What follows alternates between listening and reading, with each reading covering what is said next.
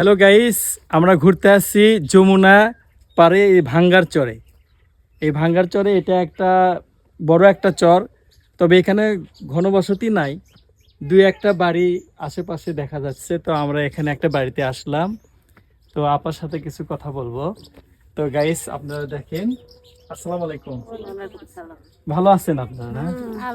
তো আসলে এটা চরটার নামটা কি? এই চরের ভাঙ্গার চর, তাই না? এটা তো আসলে যে এটা যমুনা নদী নাকি? যমুনা নদীর উপরে এই চরটা। তো এই চরে আপনাদের বসবাস করতে কেমন লাগে? আসলে আমরা এখানে বসবাস করি, আমাদের ভালোই লাগে। এখানে ফসল হয়? সব ধরনের ফসল। কি কি ফসল হয় এখানে?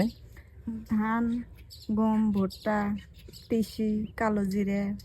তো এইগুলো ফসল আপনারা সবসময় কি উঠাতে পারেন নাকি ওই পানিতে সব চলে যায় তখন? না, পানি আসার আগে উঠানো হয়। পানিটা আসলে কোন সময় আসে? পানি এই যে আষাঢ় শ্রাবণ, বর্ষার তো সময় নাই। ও, তাহলে তো সময় হয়ে আসছে, তাই না? আষাঢ় শ্রাবণ তো সামনে চলতেছে। তো সেই ক্ষেত্রে আপনারা প্রস্তুতিও তো নেন যে এখানে আসলে যখন পানি একেবারে আসবে তখন আপনারা কোথায় যাবেন? এখানে ওই যে আশ্রয় কেন্দ্র বেনে দিছে। আশ্রয় কেন্দ্র সরকারি ভাবে করে দিচ্ছে।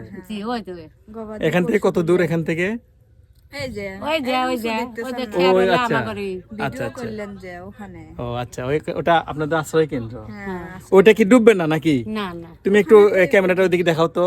এই যে এখানে এটা উঁচু, এই উঁচু এটা আশ্রয় কেন্দ্র।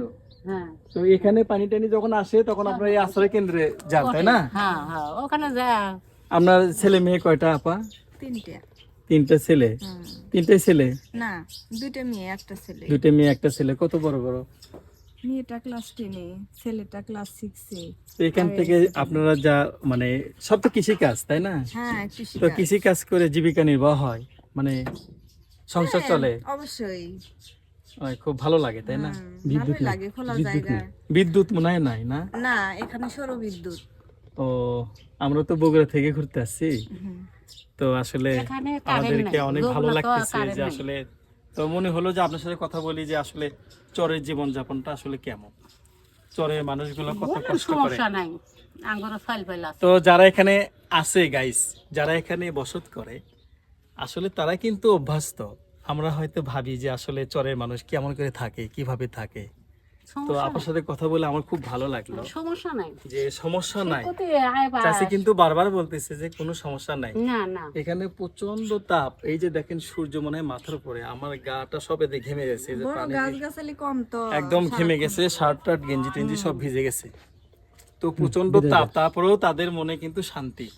শান্তি কেন? এখানে ফসল হয়, এখানে তারা থাকে, আমাদের কোনো জিনিসের অভাব মানে নাই। কোনো কিছুর নাকি অভাব নাই। আগে তুমি মাশাআল্লাহ। কিছু আনা নাগে না, আসলে খালি একটা লবণ আনা নাগে। হাত পেন লবণ তো করতে পারে শুধু না। লবণ শুধু তো লবণ। আর সব মুরগি টুরগি তো হয়, তাই না? নদীতে মাছ মারে, নদীর মাছ হয়। হ্যাঁ মাছ আনে। ওখানে যে জাল রাখছি।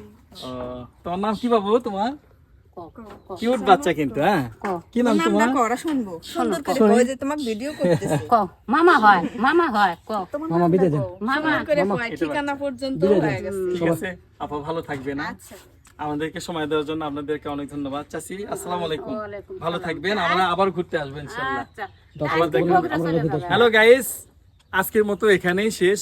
আমরা ফেরার পথে চলতেছি, আমরা আর বেশিক্ষণ থাকতে পারবো না। এরপরে তো থাকেন, খোদা হাফেজ, দেখা হবে আবার। আসসালামু আলাইকুম।